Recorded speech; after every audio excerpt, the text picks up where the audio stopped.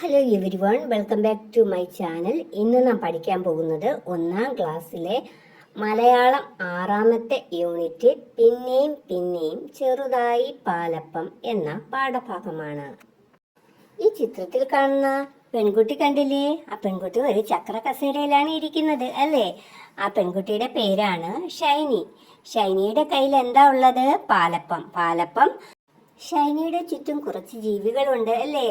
നായയുണ്ട്, പൂച്ചയുണ്ട്, ഉറുമ്പുണ്ട്, കാക്കയുണ്ട്, കോഴിയുണ്ട് അല്ലേ? ഇവിടെ ഒരു പാട്ടുണ്ട്, പാട്ടൊന്ന് പാടിയാലോ?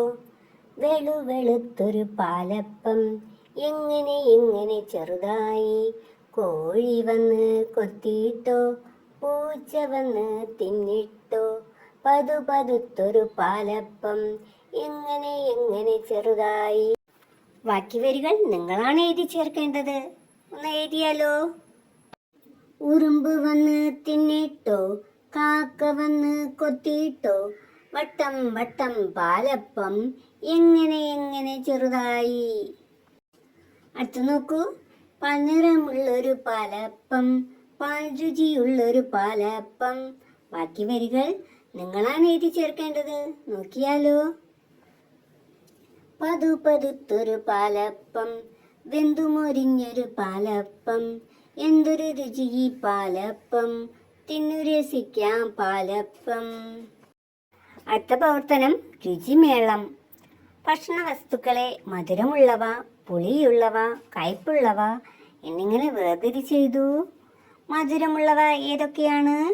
ലഡു, ജിലേബി. അടുത്ത് വരുന്നത് ഏതാണ്? പുളിയുള്ളവ ഏതൊക്കെയാണ്?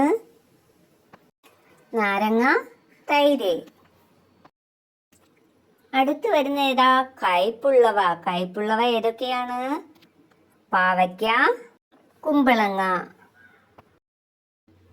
അടുത്ത പ്രവർത്തനം ചിത്രം നോക്കൂ.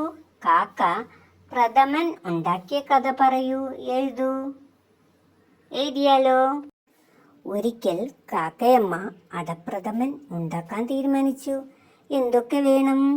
അടയുണ്ടാക്കാൻ അരിപ്പൊടി, മധുരത്തിന് ശർക്കര വേണം, രുചി കൂട്ടാൻ നെയ്യും കിസ്മിസും അണ്ടിപ്പരിപ്പും വേണം, പിന്നെ തേങ്ങാപ്പാലും. പൂവൻ കോഴി അരിപ്പൊടി കൊണ്ടുവന്നു. ഉറുമ്പ് ശർക്കരയും നെയ്യും തേങ്ങായും പൂച്ചക്കുട്ടനാണ് കൊണ്ടുവന്നത്. അണ്ടിപ്പരിപ്പും കിസ്മിസും കാക്കയമ്മ കൊണ്ടുവന്നു. തേങ്ങ പിഴിഞ്ഞ് 2 തവണ പാലെടുത്തു. അരിപ്പൊടി കൊണ്ട് അടയുണ്ടാക്കി. ശർക്കര ഉരുക്കി അതിലിട്ട് വരട്ടി പാകമായപ്പോൾ 1.5 കപ്പ് തേങ്ങാപ്പാൽ ഒഴിച്ചു. വീണ്ടും ഇളക്കി. കിസ്മിസും അണ്ടിപ്പരിപ്പും നെയ്യിൽ വറുത്തിട്ടു. ഹായ്, എന്ത് രുചി! എല്ലാവരും വയറു നിറയെ കഴിച്ചു. അടുത്ത പ്രവർത്തനം പോഷകമാണി പാവയ്ക്ക. പാവയ്ക്കയെ കുറിച്ചിട്ടുള്ള പാട്ടാണ് ഇവിടെ തന്നിട്ടുള്ളത്. പാവയ്ക്കയെ കുറിച്ചിട്ടുള്ള പാട്ടിൽ ഓരോ വരിയിലും ചില വാക്കുകളില്ല. അപ്പോൾ ഈ വരിക്ക് യോജിച്ച വാക്ക് എഴുതി ചേർത്ത് പാട്ടായിട്ട് പാടൂ. അച്ഛ പിച്ചാം പാവയ്ക്ക, പിച്ചാമോനെ പാവയ്ക്ക, കയ്പാണച്ച പാവയ്ക്ക, പോഷകമാണേ പാവയ്ക്ക, വയ്ക്കാമോനെ പാവയ്ക്ക, കയ്പില്ലച്ച പാവയ്ക്ക, തിന്നാമോനെ പാവയ്ക്ക. അടുത്ത പ്രവർത്തനം ആഹാര വിശേഷങ്ങൾ. ആഹാരങ്ങൾ പലതുണ്ട്. ഇതാണ് ആദ്യത്തേത്. ആവിയിൽ വേവും ആഹാരങ്ങൾ. എന്തൊക്കെയുണ്ട്? ഇലയട, പുട്ട്, കൊഴുക്കട്ട, കുമ്പിളപ്പം, നൂലപ്പം. പിന്നെ എന്തുണ്ട്? ഏതാം? ഇഡ്ഡലി. അടുത്ത് വരുന്നത് ചുട്ടെടുക്കും ആഹാരങ്ങൾ. ഓട്ടട, പത്തിരി, ദോശ, പിന്നെന്താ? ചപ്പാത്തി. അടുത്ത് വരുന്നത് വറുത്തെടുക്കും ആഹാരങ്ങൾ. ഏതൊക്കെ തന്നിട്ടുണ്ട് അവിടെ? ഉണ്ണിയപ്പം, അച്ചപ്പം, ബോണ്ട, പിന്നെ എന്തെഴുതാം? നെയ്യപ്പം എഴുതാം. അടുത്ത് വേവിക്കാത്തവ പലതുണ്ട്. ഏതൊക്കെയാ തന്നിട്ടുള്ളത്? മോര്, തൈര്, സർബത്ത്, പിന്നെ നമുക്ക് എന്തെഴുതാം? ചക്കപ്പഴം. അടുത്ത പ്രവർത്തനം പദകളി. സദ്യയിലെ ഇനങ്ങൾ കണ്ടെത്തി എഴുതിയാലോ? ആദ്യത്തേത് നോക്കൂ. ഴം തന്നിട്ടുണ്ട് അല്ലേ? അപ്പൊ ഏത് അക്ഷരമാ അവിടെ വരേണ്ടത്? പ. പാ വന്നു കഴിഞ്ഞാൽ എന്താവും? പഴം. പച്ച, പച്ച. ഡിയും കൂടെ ചേർത്താൽ പച്ചടി. അടുത്ത് വരുന്നത് രസം, അടുത്ത് പായസം, ചോറ്, പ്രഥമൻ, ഓലൻ. അടുത്ത് നോക്കൂ, സദ്യയിൽ എന്തൊക്കെ?